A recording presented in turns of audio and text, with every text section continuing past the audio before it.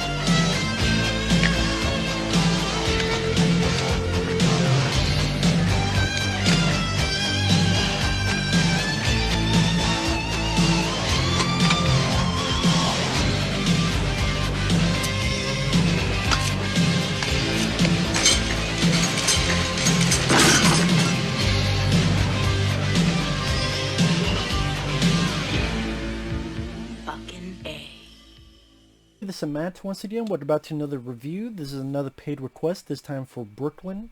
Thank you so much for that. I apologize for the lateness of the video. And for those interested in requesting pretty much any type of videos, it could be a topic, reaction, review, re-review, out of the blue, randomness, what have you. Pretty much anything. Feel free to send it either directly to my PayPal or join my Patreon. Both links are down below in the info box. Now, this is, again, for Brooklin, and he wanted me to talk about a 1996 TV movie called Fall into Darkness, which I had never heard of. This is made for TV, it's based off of a book, and it stars, I'm sorry if I mispronounced her name, Tatiana Ali. She was in the TV show The Fresh Prince of Bel-Air. And there's a lot of TV people, well, not a lot, but like the director mainly has done TV work. I think he did an episode of Quantum Leap among a bunch of other stuff. Like I said, Tatiana Ali, who plays, I think Sharon is her character's name. She was in Fresh Prince of Bel-Air. Also, Jonathan Brandis. He was on the TV show Sequest. And then in 1990, before that, he was in the miniseries Stephen King's It. He was in the kid portion. Now, I like Jonathan Brandis. I've seen him in other stuff as well. Loved him in the 1990 miniseries of It. I also liked him in a film called Sidekicks with him and Chuck Norris. I thought he did a good job in that. And it's sad that years later, Jonathan Brandis would commit suicide. Very, very sad to hear. And I think at one point I remember hearing he was up for the Anakin Skywalker role for Attack of the Clones and Revenge of the Sith. He didn't get it. I don't know if that was one of the many factors. Again, I don't know. But either way, as I said, I liked seeing him in here. I liked him as an actor. It's sad, passed away way too soon. May he rest in peace. But pretty much, I think her character is Sharon, so I'll just call her Sharon. She's put in the jail. You're like, what's going on? And then flashbacks about a couple months, about 3 months, where she's driving. She sees someone on a bridge. She thinks someone's going to jump off, but instead she has a bungee jump. Apparel upon her body, jumps down, goes back up. What the hell's going on? What the fuck? Oh, it's a bunch of rich kids having fun. There's that girl. There's her brother. There's Jonathan Brandis and others. And so very, very quickly, the brother of this girl kind of falls for our lead and invites her to parties here and there, talks with some of the people. And this is like in the span of 2 or 3 days at most. Meanwhile, she plays piano, trying to get to bigger and better things with her piano playing. And so, the guy asks him, hey, you want to go out? And she very nicely rejects him, but, nicely as can be. And then soon after, the guy's found on train tracks, apparently having killed himself. The sister is pissed. The sister blames our lead. It's your fault. Even the boyfriend of that girl's like, oh sure, it's her fault, even though she wasn't even there. Oh yeah, sure, she put him on the train tracks. So even the boyfriend doesn't buy into it, but the evil sister, whatever, she's like, I'm gonna make her pay. So they come up with a plan. She is going to invite our lead girl with a group of friends out into the woods. This bitch, I'm gonna call her bitch, makes a plan to, I'm going to pretend I was pushed off and I fell to my death, but we saw her bungee jump earlier, so she bungee jumps down and she yells, oh Sharon, why are you pushing me? And so when the body can't be found and the cops get testimonies, they go, yeah, they said, she said her name and maybe she pushed her, I don't know. So to me, very weak evidence, but they put her in jail.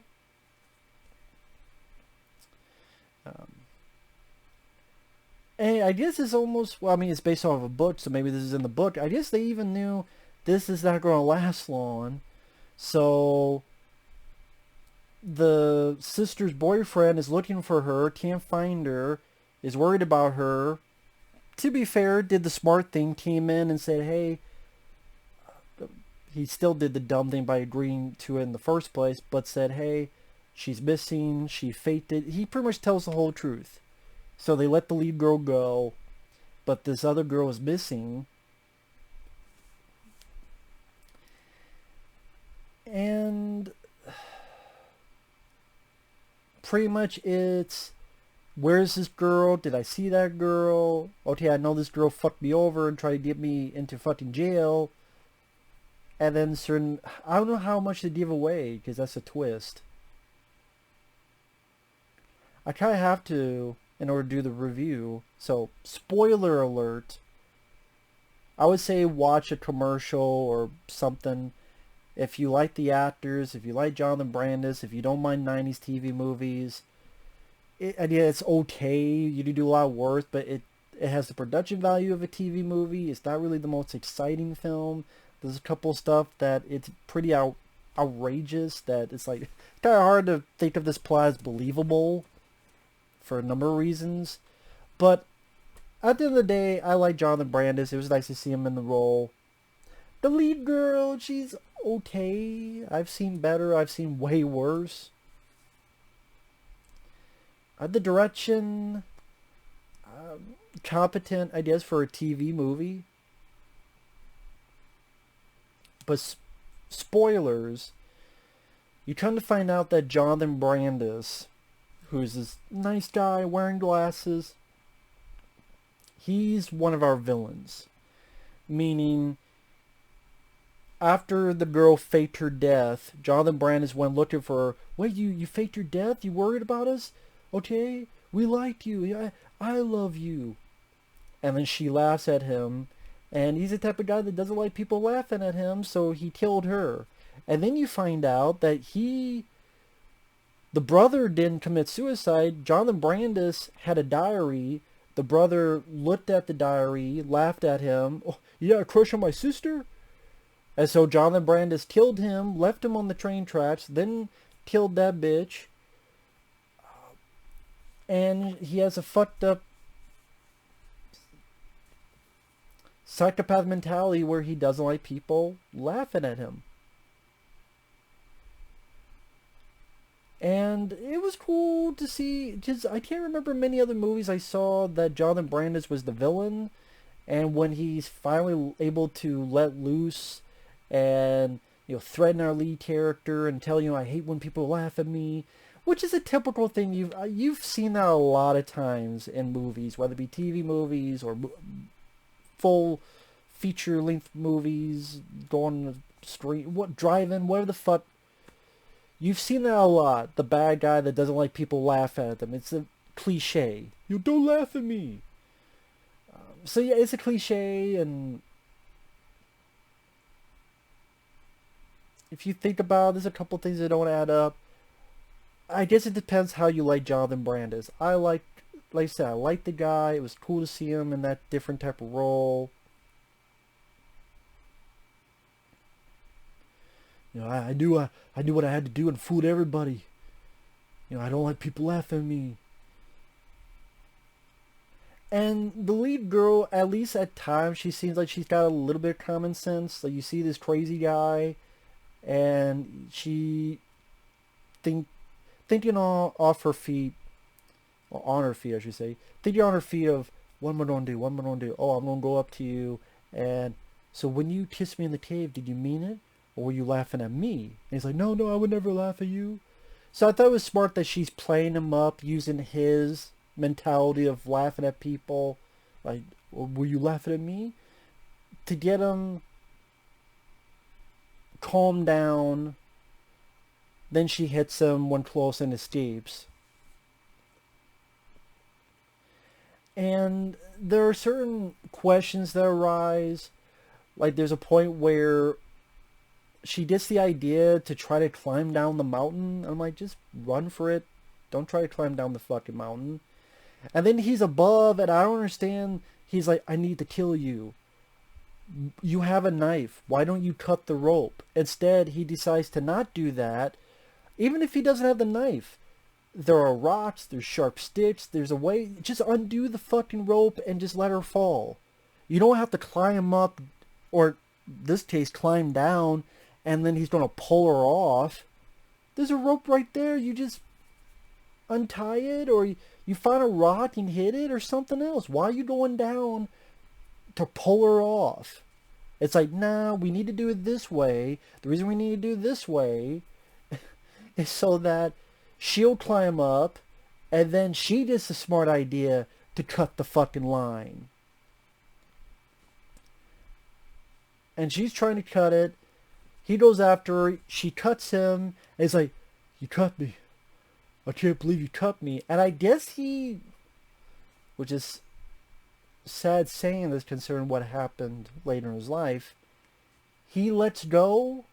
I don't know. It seemed like he let go on purpose to fall to his own death, which is in a way suicide. So that was kind of weird to see with what happened to Jonathan Brandis, but I'm like,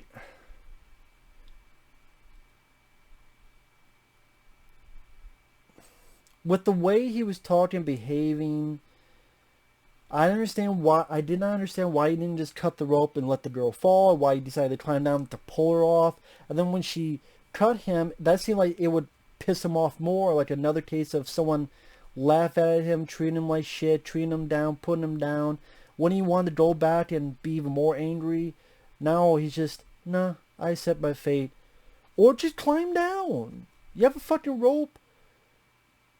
She seems worried, like, when you're losing it, she's like, take my hand. If that's the case, it seems like, wait, you told me to take your hand? Oh, that means there's some kind of care thought process. I'm going to climb down and, don't cut, boom, just climb down and run off. But it's like, nope, in the script this is where I have to die, so I'm not going to climb down, and I'm not going to take your hand, or take your hand and go, psych. Do Arnold Schwarzenegger and End of Days. Fuck you. If you've seen End of Days, you know what I'm talking about.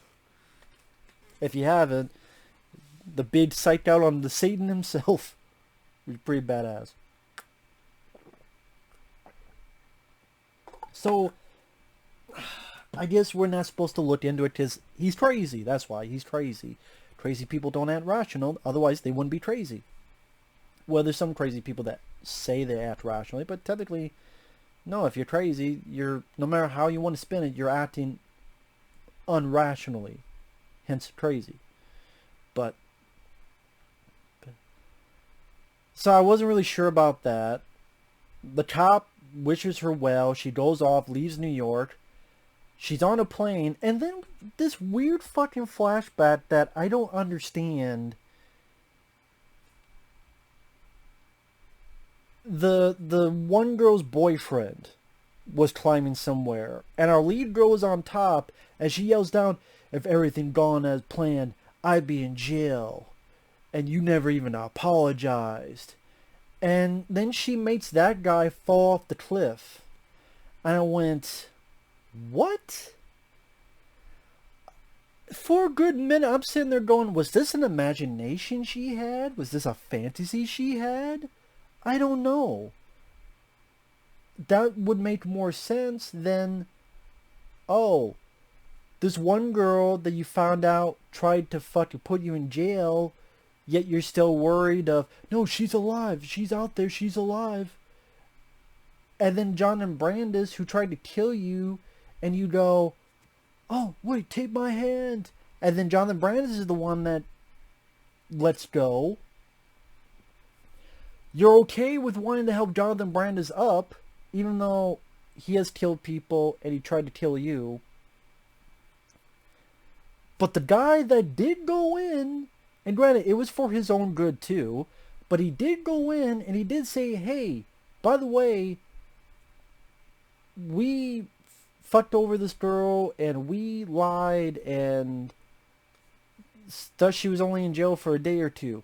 You know what that guy could have done? The boyfriend could have, of the girl, could have been like, yeah, she's missing. I don't know what happened. I don't know what's going on. No, he could make up some other bullshit story, or some other bullshit story to still, I think she's alive, we need to look for her. It'd be tough to do, granted, it'd be tough. Maybe not tough for some people. At the end of the day, he still came in, and yeah, it was for his own good to find his girlfriend, but he still came in and told the cops, hey, yeah, this girl, she's innocent, and let her go. He seems like the guy who would be less deserving to die by your hand, Tatiana Ali, than fucking Jonathan Brandis' character. Like, Jonathan Brandis seemed like he's more worthwhile to kill. He was a nice guy and he kissed you, but is this meant to imply that she's off her fucking meds too? Or is this meant to be some kind of revenge that we're supposed to cheer? Like, yeah, she got that guy. The guy didn't really... She did... Oh, yeah, he did something bad, but... Not... For me, not enough to warrant the response he got. Especially when 10 minutes before, you had hurt Jonathan Brandis. You're like, come on, I'll get you. Like, you're willing to help out Jonathan Brandis, who's ready to murder you, but this guy who's just climbing for shits and giggles, you're like, if everything gone planned, I'd be in jail. You never even apologized. So because you didn't apologize, you're fucking crazy too, bitch. You're about as crazy Jonathan Brandis. So that ending was weird for me. That ending, I didn't really care for. I didn't really get it 100%. I'm not saying the one guy was a saint. I would call him an asshole, but for the type of girl they made up Tatiana Ali to be, that seemed really out of the blue. Really out of the blue. And by the way, this all started because Jonathan Brandis killed someone because he looked at his diary. Yeah, I'm sorry, but that guy is more innocent than Jonathan Brandis. The guy you were trying to help up, and he's like, oh, I'm going to let go because the script told me so. So, yeah, as you can see, I'm not a big fan of the movie, but it's not a rant because at the end of the day, it was a short film. It went at a pace that kept me semi-interested to see where it was going with this wanty plan. There's a part of me then in the back of my head going, did Brandis have something to do with this? Because he was the recognizable name, and usually my mind goes to the more recognizable people, because that recognizable person more than likely has had acting experience, and that's the person that they're probably going to give monologues or some kind of speeches or some kind of explanation or exposition or something at the end, because a lot of these films do have some kind of killer pontificating or explaining or talking about his motives or something to effect. So I wouldn't say it was unpredictable. Maybe I just have a soft spot because Jonathan Brandis, it's a TV movie, so I know what I'm getting in the fact that it doesn't have that big of a budget, and it was short enough. Plus, this is the same time that I saw either Udi Loves or Caddyshack 2. Those are becoming later within the week or two. So maybe it's like, okay, this is a nice reprieve from that shit. So, Fall in the Darkness. If you're a hardcore Tatiana Ali fan, which I'm not, she was alright. She's fine. She looks pretty. She's fine acting wise. But hey, if you like Jonathan Brandis like I do, hey, nice to see one more movie on the checklist of his filmography. May rest in peace. I thought he did a decent job. But yeah, it's nothing I would watch ever again. So with that said, we'll see you guys later. Bye bye.